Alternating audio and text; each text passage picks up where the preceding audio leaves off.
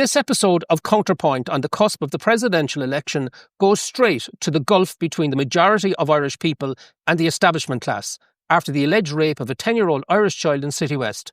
I'm Eddie Hobbs. Let's break it down.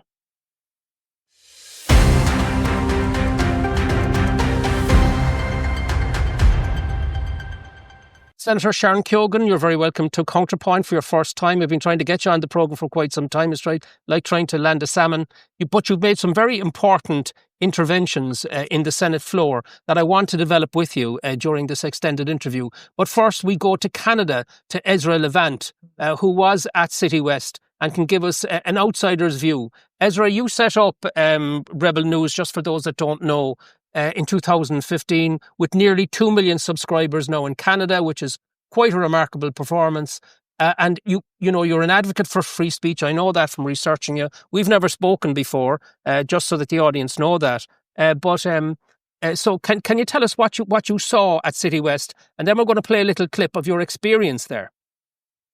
Sure. I went to Citywest twice on Tuesday. The first time was during the day. I just wanted to see this massive compound, really the size of a small university campus. Huge. It used to be the largest hotel in Ireland. Beautiful tree-lined streets, sort of parks there, gorgeous accommodations, first-class food. And I was stunned that foreign migrants, many of whom are fake refugees, they shred their documents before they come to Ireland, get that kind of luxury housing, while ordinary Irish people have a tough time getting a house. Our taxi driver said he wished he could live in Citywest, and he could barely afford a house in Ireland. It's no wonder that people from all over the world want to go to Ireland to live in that kind of luxury. So that was during the day.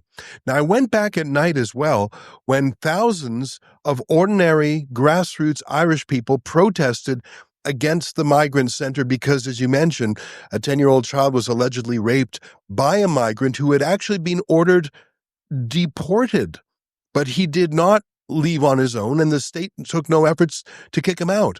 Most of the people I saw at that protest were peaceful. They were revved up and energetic, but they were peaceful. However, there were, I'd say, maybe a dozen lads who shot fireworks at the police and threw some bottles. The police responded with overwhelming force. The Gardaí had their riot squad there, pepper spraying everybody inside. I got a dose of pepper spray to the eye and the ear myself. Was that your first time being pepper sprayed, Ezra? It was. Well, can I just play that back for you? So sure. Let's just have a look at this moment when the Gardaí pepper sprayed a member of the press.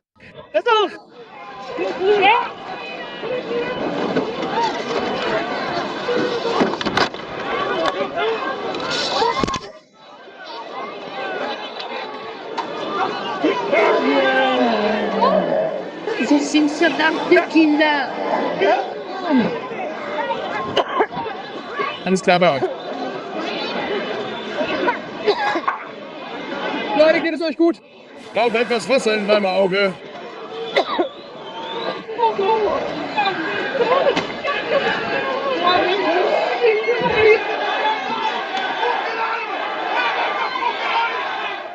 Well, I don't think you'll have PTSD after that, Ezra, but nevertheless, it was a pretty unpleasant experience. Well, Eddie, it did sting, but the main thing is I was blinded momentarily, so I couldn't see what I was doing. I don't think the Gardaí were targeting me personally. That said, I know they pepper sprayed other journalists who were clearly marked as journalists and who were clearly not throwing any projectiles. So maybe the Gardaí wanted to stop the world from seeing their reaction. I think that the thousands of people who were there feel like they don't have a voice in the major parties in Ireland, and that the mainstream media, or as I sometimes call it, the regime media, especially RTE, the state broadcaster, they either ignore the concerns of grassroots Irish or they mock them or call them racist. This was an alleged rape of a 10-year-old girl who, it sounds like she was trafficked to the Citywest property. And again, the man was ordered deported and he did not go. This is a grave crisis. Last point, when I landed in Ireland on Tuesday morning, there's a newsstand at the airport and I checked out all the newspapers. Only one newspaper had this story on the front page. None of the others. It was like they were trying to throw it down the memory hole because it involved a migrant and they knew it would have a political ramification. So I think that the regime media in Ireland is ignoring this important story, which is the reason why independent journalists, including Rebel News, are filling the gap. Yeah, well, you may not know this, but the state itself is now funding commercial media in Ireland to the tune of around 7.5 million a year, which is a lot of money. Based on if you multiply it about 7 or 8 times, you'll get it to the Canadian levels. So it's quite a significant amount of money. And I'd say the newspaper to which you refer is probably the Irish Mirror. But you've been over here before, Ezra. I've seen your stuff. You're ubiquitous. 2 questions for you. One, is there anything different this time? And secondly, what kind of response has your report got amongst your audience externally? Sure. Well, I did a little scene setter report when I was at the Toronto airport. I fly overnight to Ireland. It's about a 6.5 hour flight, but I don't mind doing it. I sleep on the plane, I land, and I go straight to it. I recorded a little video before I left Toronto, and it's been seen about 600,000 times on YouTube alone, more than 1 million times on Twitter. Why is that? It wasn't a particularly beautifully done video. The story is so outrageous, and all the other newspapers that tried to downplay it, like, and even the BBC over in the UK, they hated to say it was a migrant. They didn't. They didn't describe that it was a 10-year-old victim. They're trying to minimize the crime. That's the main difference. Eddie, I've been to about a half a dozen peaceful marches and protests throughout Ireland, mainly in Dublin, but in Cork also, and I've traveled around. This is much more acute. People are much angrier. There's a shock. It feels like a turning point that things have gotten gravely serious. Last point. When I toured around Citywest during the day, it dawned on me an enormous reason for the inertia against change. Remember, the government bought Citywest for about 150 million euros, a staggering sum. But they're still spending money every month running the place. There's hundreds of staff there. They're spending tens of millions of euros keeping this place going. It is big business.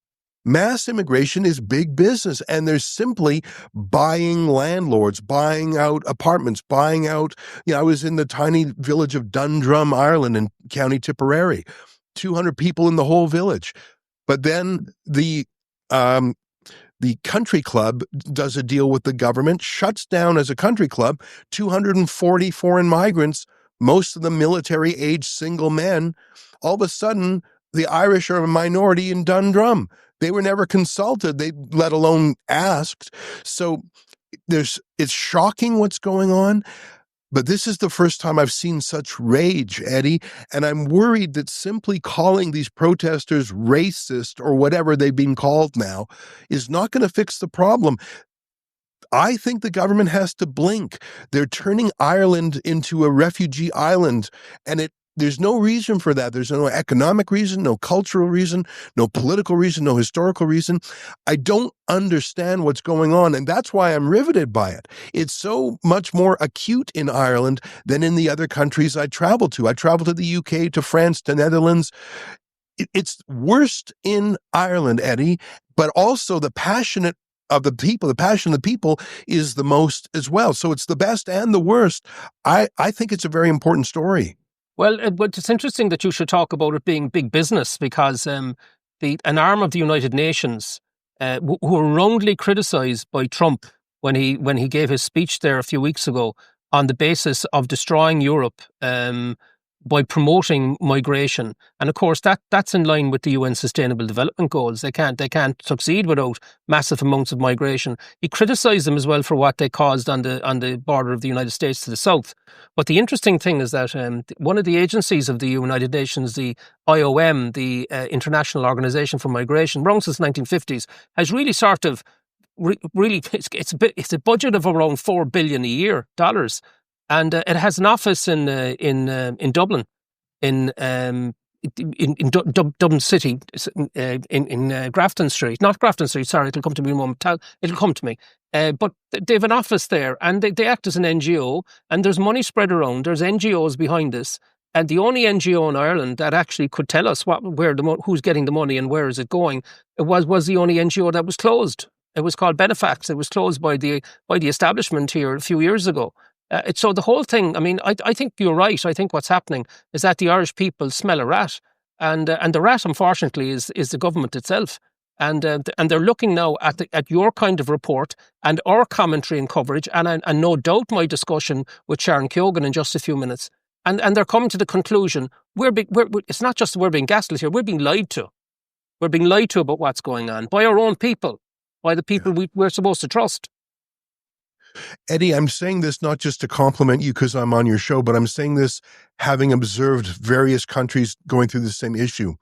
Independent journalists like yourself, and I might even use the word citizen journalists. I know you're a professional journalist by background, but there are other young people who don't have a formal training, who just have a cell phone and a Twitter account, and they're becoming citizen journalists.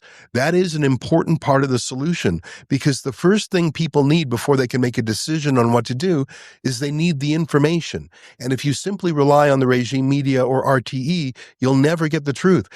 I probably took half a dozen cabs when I was in Dublin this week, and I talked to every cab driver, and you could tell those who were following independent social media for their news versus those who would just listen to the regime media. Their politics were completely different. And what you're doing, you may not know yet how important it is, but to have a counterweight. You know, our motto here at Rebel News is telling the other side of the story. We used to all believe in getting multiple opinions. In medicine, you said, like another opinion, doctor. You're not insulting the first doctor. You just want another opinion to make a decision. Same thing with journalism. I believe that we should hear all different points of view. And that's why I believe in freedom of speech, even for things I find distasteful. You got to allow contrary speech. And that's another thing I'm worried about, is Ireland is moving a little bit more towards censorship. Even a citizen journalist the other day, Philip Dyer, I think is his name, had his camera seized by the Gardaí. There's no crime in filming. They just didn't want his news to get out. So I'm worried about Ireland, because it's the only place the Irish have to go. You are the indigenous people there. And I'm worried that if Ireland is no longer Irish, what will it be? And I believe in France for the French and Italy for the Italians. And I think Ireland has to stay Irish. When I was in Dundrum, I was like in a fairy tale, beautiful village. Well, suddenly Dundrum is no longer an Irish village anymore, is it? It's a minority. It is. Well, look, Ezra, I think you've made your point crystal clear. I'm looking forward to having you back on Counterpoint again as things develop and evolve, and perhaps we can keep this conversation going. So I'm going to let you go. Thank you so much for coming on, and I'm going to have the discussion now with Senator Sharon Keogan. Thank you very much, Ezra. Thanks, Eddie. Bye-bye. Thank you. Bye-bye. So Sharon, I mean, I think he's pretty much nailed it there from what I can see, but you've made some very important statements on the floor of the Senate. Since you've been a senator, I think since March 2020, you've been hitting free speech. You've been very critical of the Immigration Act and all of that. And also, as somebody who's fostered 100 teenagers in your time, which is absolutely extraordinary, Sharon. You must be looking at the Tusla statement absolutely appalled. I mean, you have to be. Absolutely. I mean, when I seen and I read that statement on Monday night or Tuesday morning when it came out, I was horrified that they announced that the child had behavioural issues. This is a 10-year-old child, as if this particular incident was somehow the child's fault. It was a unforgiving statement by Tusla. Whoever agreed to put that statement out on behalf of Tusla, they need to seriously look at their PR team, because that's something that should never have gone out in relation to the child. Well, it seems to me as if it was just put through a PR department, and they were blaming the child, they were blaming the parents. They weren't getting into the core issue at all. Look, I mean, for the grace of God, go any of us in relation to how we parent in life. And some parents do fall through the cracks for a period of their lives. And sometimes that's why foster parents like me come along, to be there for those parents, to mind those children in my care until they're able to take those children back. And some parents are able to take them back and some parents are not. And, I would never, ever blame the parent. If that child is in care, child is in care for a reason. And that is none of our business as a people and as citizens, why that child is in care. Nevertheless, she's put into care by the state, to the state. We are guardians of that child. That child is to be looked after 24/7 and to make sure that she is and properly cared. And their privacy protected. Absolutely, their privacy protected, irrespective of whether that child has behavioural issues or not. That is something that we should not know. And Sharon, are you concerned at all about the this? I don't know how accurate the data point is, but there seems to be about 30 missing children on the Tusla list since the start of the year. Are you aware of that? I am aware of that. I've been aware of missing children in Tusla for many, many years. I've been highlighting that since 2020. I mean, this is something that I'm very passionate about. I would have a lot of knowledge about. Also, the children that would have died in care as well over the years. That is another concern to me, how these children are dying in care. And there are children that, because of serious mental health issues, may end up taking their life. And as a foster parent, you can't actually help that. But Tusla are subcontracting a lot of the care to private companies. Yes. Now, that is where I have a problem. I have a huge issue with residential care for children. It is not the model of care that this country should be going down. We should be trying to encourage more families to come on board from whatever makeup. A family home is a better environment for any child to be brought up. When you're going into residential care, you're going into a setting that has 24/7 social care workers coming in. They're there for a time, they're checking out, they're checking in. And even if the child goes missing, that is also a problem, because if a child goes missing in care as a foster parent, and I would have done emergency foster parent over the years that I've been fostering. If a child goes missing, the first thing you do is you ring the guards. Now, usually they may just have gone for a walk, or they may have left and got on a bus. I live in the middle of nowhere, so it's really, really hard for them to go missing from where I live. There's very little public transport. But if a child goes missing, usually they're gone. They're gone. Most social care workers, they won't go out looking for them. They certainly won't. They'll ring the Gardaí and they will wait for the Gardaí to bring that child back. And that is how it works. Yeah, so, there's an undercurrent, though, isn't there, in the sort of story that people are talking. The way this has developed, that it just seems very, very worrying that this young girl, 10 years of age, ends up literally, it seems to me, from the crime scene inside the gate of the largest IPAS centre in the country. Yes, and is then allegedly sexually assaulted by I think a Somalian person who was supposed to have been deported out of Ireland but wasn't. So that brings me to the next point. We've had a statement. I just want to show the clip here from the Minister for Justice about this matter, about what's been happening at Citywest. I just want to play that and then we can have a chat about it. Minister, what comments do you have to make with regard to what's happening at Citywest? I want to condemn in the strongest possible terms the violence we've seen this evening against members of An Garda Síochána in Citywest. I want the people involved in that violence to know that they will be met with a very forceful response from An Garda Síochána and our criminal justice system. People went to Citywest this evening for the purpose of weaponising a criminal event that happened yesterday. The Gardaí should be praised for the fact that they have an individual before the courts in respect of that alleged criminal offence. So rather than attacking An Garda Síochána, they should be praising them. And I want the people to know that if they continue to be involved in violence, the force will meet them with a very strong response. Thank you. All right. Oh, sorry.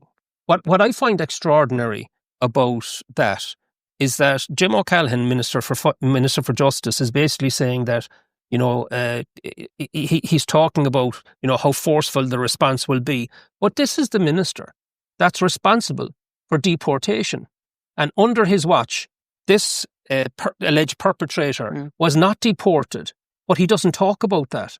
So he comes out and he's saying, look over here, what the Gardaí faced. And we now know from Ezra, there was maybe a dozen or so people well known to the Gardaí were causing most of the trouble.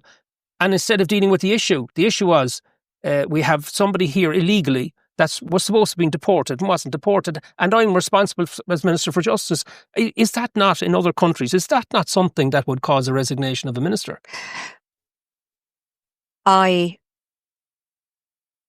It's really hard. This is a very tough topic to deal with because, number one, he is trying to protect his Gardaí. He's trying to protect the Gardaí that are out there under very difficult circumstances, dealing with an irate a very angry crowd of people that have turned up there today or in the last couple of days looking for answers, complaining, protesting in the most civil way that they know how. Now, what happened out there, and I seen all those bottles and things being thrown at the Gardaí. No Garda signs up for that.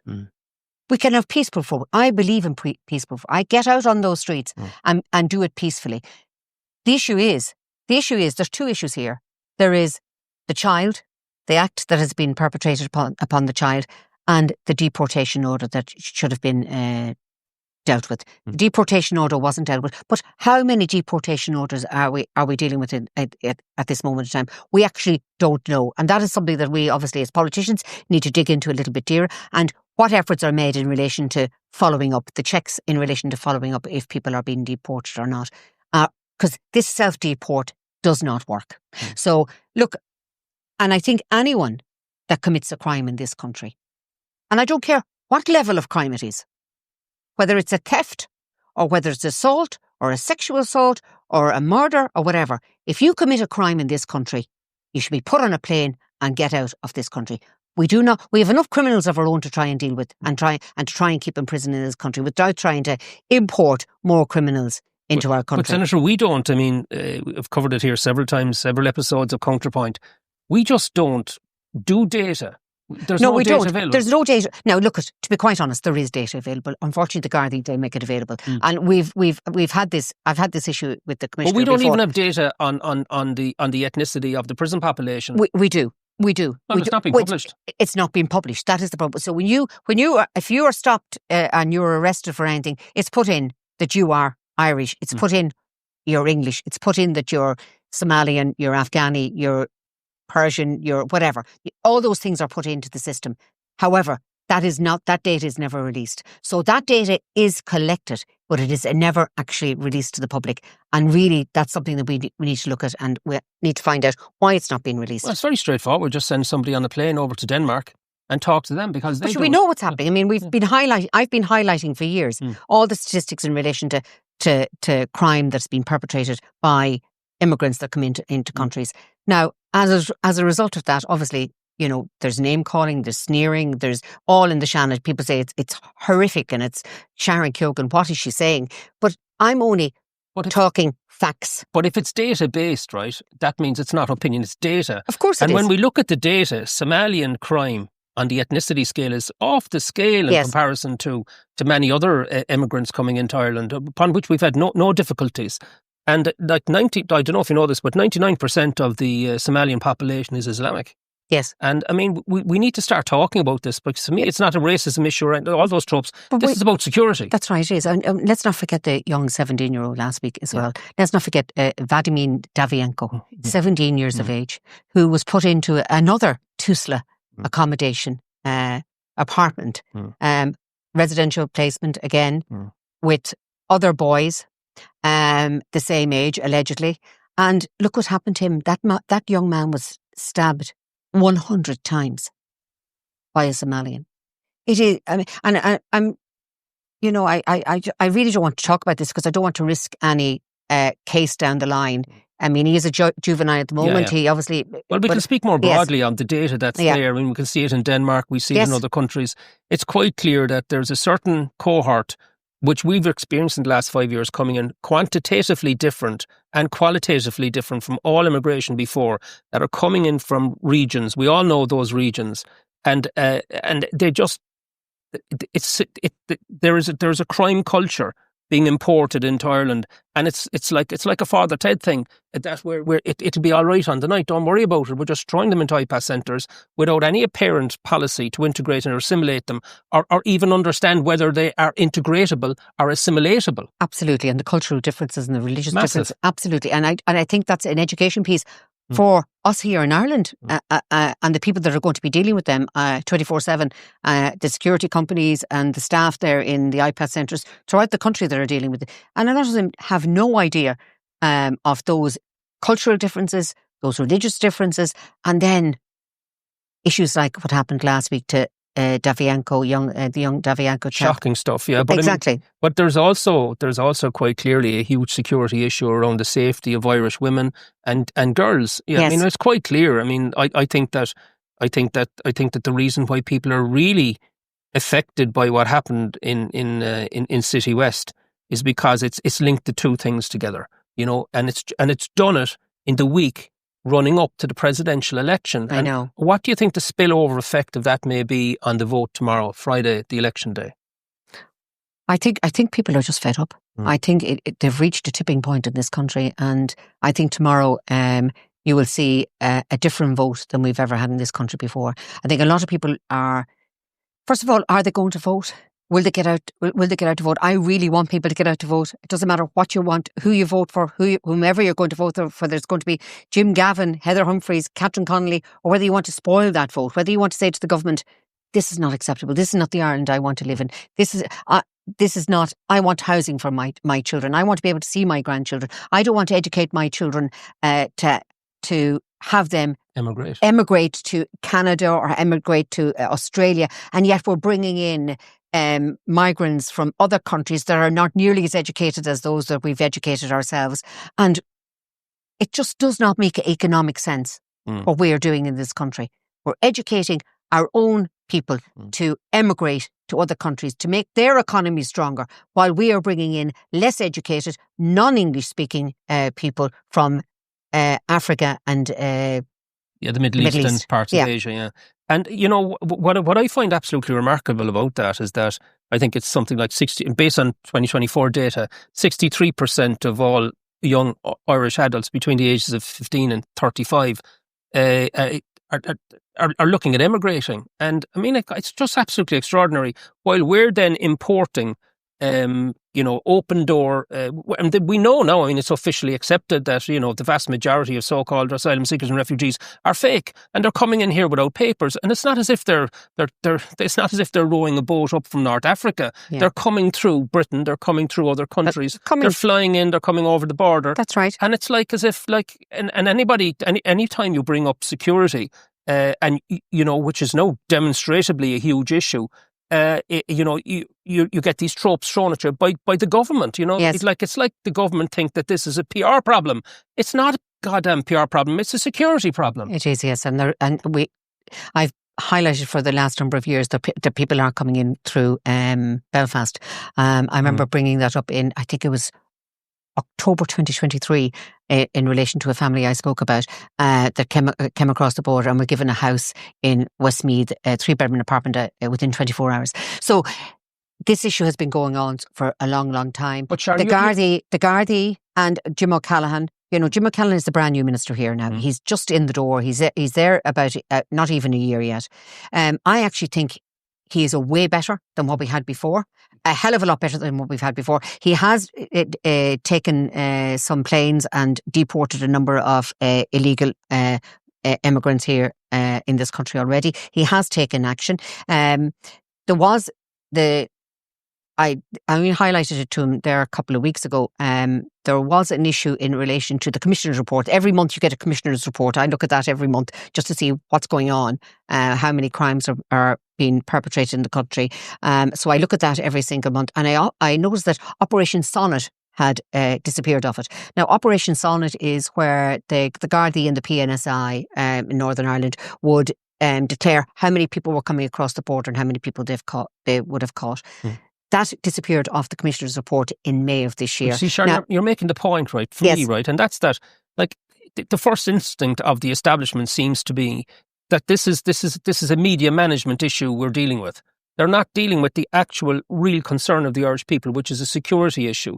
I mean, you're already after confirming that they have the data, but they're not publishing the data. That's right. So they're not publishing the data because they don't want the Irish people to see the data. Because if they do, then they'll crash the veil of the medium of the messaging that they have around the whole thing. The Irish people aren't stupid. So the question I want to ask is, you're there in the Senate. Yes. You're doing an extraordinary job for one woman, which doesn't surprise me, given the fact that you fostered 100 children, right? You're there. You're calling a spade a spade. But where are all the other voices? Where are all the other senators? Where are all the other TDs? Where have they been for the last few years calling out what's been going on and telling the truth about what's been going on openly on the floor? There's only been a handful. When it comes to Tusla, there has been a few, and I would say that Peadar Tóibín, Karen Nolan, and myself really would have been the three really that would have been really focused on. Yeah, but Tusla. there's, what is there, 163 in the Dáil, right? 174 now. 174. 174. They're simply not dealing with the issue that the Irish people are most concerned about. If that's the case, the vast majority of public representatives are also involved in the media management game and not dealing with the underlying issue, because they're not. If we're not prepared to demand the data, if they're not prepared to demand the data, they're not prepared to tell the truth about what's going on. Then there's a massive problem after opening up between the Irish people and their government. You're making the point. I mean, the fact that, you're right about Peadar Tóibín, you're right about Karen Nolan and yourself and others, but the very fact that you're doing that clearly demonstrates, in my opinion, that all of the other representatives we got are not fit to be representatives. I don't know what to say to that, because these are people that the public elect. I mean, at the end of the day, these are people that are elected throughout the country to do a job for their constituents. I get in there, I do the job that I as best I can. I'm in there 3 days a week. I have a constituency office in County Meath. I'm on the ground with my people and my councillors every day. This is something that I'm passionate about. Public service is what I love to do. I'm very, I look through all the legislation, because I'm always conscious that, somewhere along the line, the government might stick in something that is not in the best interest of the Irish people. So I'm constantly looking to make sure that there's not something being added in here that's going to hurt the Irish people down the line. So, like the things like the work-life balance bill, we're trying to get rid of the word mother in it, and there's always something. That's why I have you in studio. You're fighting the good fight. But the wins are not. There's nothing to do with you. Yes. The wins are piecemeal, because the vast majority of public representatives are engaged in the smokescreen. That's the point. That's the point I'm making. And like, if you take, for example, last year, when the government voted to voluntarily join the EU Migration Pact, despite the fact that the Irish people in Lisbon too, as you well know, voted to accept the Lisbon Treaty, provided we retain border control, and they just gave it away. I know. I couldn't believe it. I mean, to be quite honest, after the referendum, the yes referendum, that piece of legislation came down the line, and I could see it was coming. I'd been talking about that EU Migration Pact for about a year beforehand, so I knew it was coming. And, I remember walking in the door after that referendum and giving Michael McDowell, I said, Michael, we have another battle to fight at the EU Migration Pact. And, he wasn't even aware of it at the time. Yeah. I just handed him the document. I said, this is exactly what's happening.